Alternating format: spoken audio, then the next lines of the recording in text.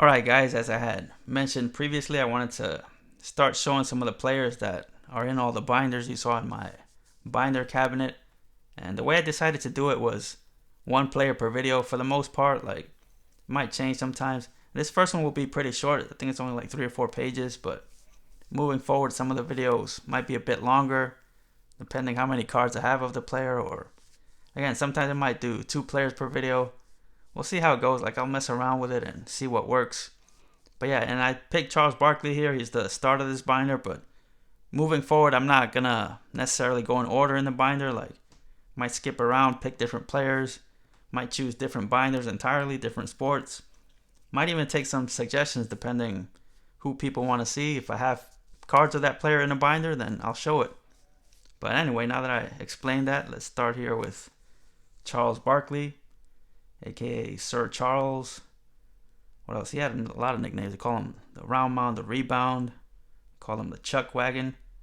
Nicknames were just so much cooler back then. But yeah, here you see he got some cards with Philly and some with Phoenix. I didn't really see him in Philly much. Like, when I really started watching the NBA hardcore, he was already in Phoenix. Had a few good years there. Led them to the finals one year. But much like a lot of players from that era, he ran into Jordan and the Bulls in the finals.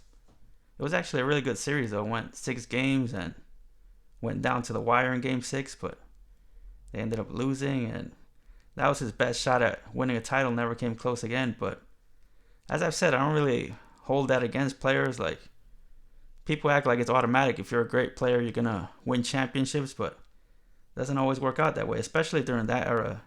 That was such a competitive era, and then, like I said, a lot of great players of that era just ran into Michael Jordan. But here you see like a lot of inserts and stuff like that.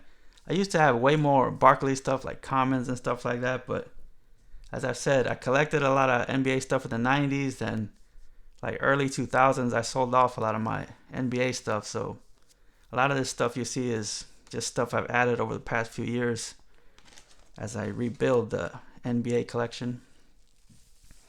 There you see a few more cool inserts and stuff with Phoenix, and see some of his cards with Houston.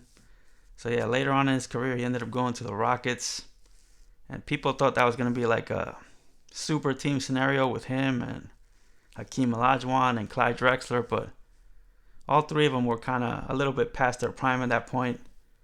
They were still somewhat competitive, but didn't really even come close to winning a championship. But they were still like a playoff team those few years they were all together. Had they got together in their prime, then that would have been a real problem for everybody else. But yeah, like I said, pretty short. This is the last page here. A few more with Houston. That was a modern card. They pictured him with Phoenix there. But yeah, a really good player. Kind of a tenacious type player. Let's see. He's listed here at 6'6". Some people say he was like shorter than that, but played the power forward position. Could rebound pretty good for a guy that size. And fun player to watch. And fun player to listen to on TNT. He's had like a good second career as an analyst on there.